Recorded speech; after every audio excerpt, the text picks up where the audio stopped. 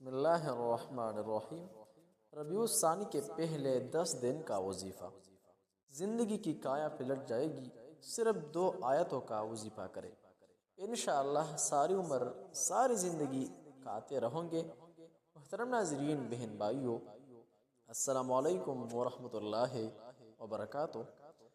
جیسا کہ آپ جانتے ہیں کہ پرسکون زندگی کے لیے کچھ نہ کچھ کرنا پڑتا ہے، اور پرسکون زندگی کے لیے مال و متاع، عزت و تکریم، حیا و اطمینان انتہائی قیمتی ہے۔ اگر آپ مال و متاع سے لیس نہیں ہے تو پھر عزت و تکریم کا ہونا ضروری ہے۔ اگر دونوں نہیں ہے تو پھر ایک چیز اپنے ساتھ ضرور رکھ لیں گے، اور وہ قیمتی چیز حیا و اطمینان ہے۔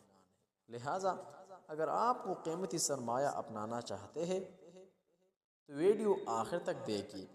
انشاءاللہ ماہ ربیع الثانی میں 10 دن کا وظیفہ کرے، زندگی کی کایا پلٹ جائے گی۔ جس بھی مقصد کے لیے اس وظیفے کو پڑھیں گے، عام کا وہ مقصد انشاءاللہ 3 دنوں کے اندر پورا ہو جائے گا۔ آپ نے یہ وظیفہ جمعرات، جمعہ، ہفتہ 3 دن یہ وظیفہ کرنا ہے۔ انشاءاللہ یہ وظیفہ کرنے سے آپ کی ہر جائز حاجت، آپ کی بڑی سی بڑی پریشانی ختم ہو جائے گی۔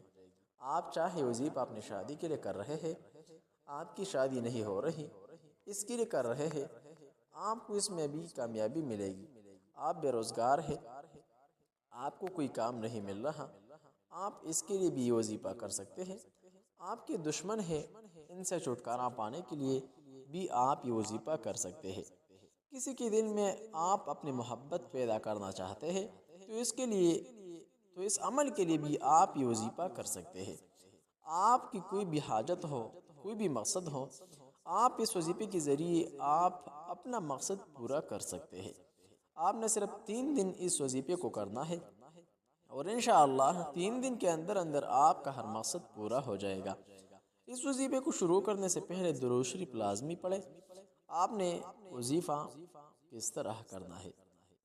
آپ نے سورہ کوثر پڑھنی ہے۔ سورہ کوثر قرآن پاک کی سب سے چھوٹی سورت ہے۔ یہ سورت قرآن پاک کے 3 پارے میں ہے، یعنی آخری پارے میں۔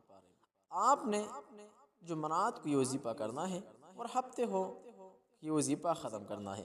3 دن آپ نے وظیفہ کرنا ہے۔ جمعرات کے دن آپ نے نماز فجر کے بعد اول و آخر درود شریف پڑھے۔ اس کے بعد آپ 129 دفعہ سورہ کوثر پڑھیں۔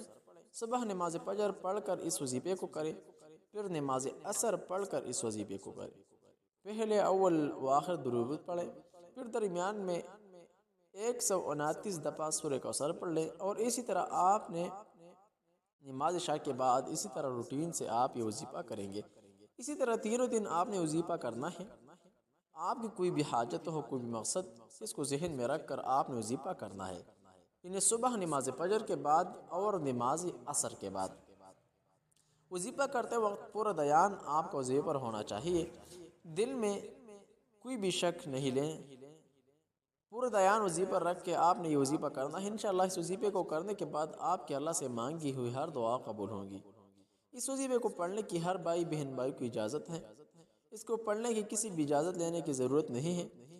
اجازت کے لیے کمنٹ میں ماشاءاللہ لکھیں۔ ویڈیو کو ثواب کی خاطر آگے شیئر کیجیے۔ اسی طرح کے اسلامک وظائف کے لیے ہمارے اس آفیشل اسلامک چینل کو ضرور سبسکرائب کیجیے، ویڈیو لائک اور آگے شیئر کریں تاکہ دوسروں کو پیدا ہو سکے۔ السلام علیکم ورحمۃ اللہ وبرکاتہ۔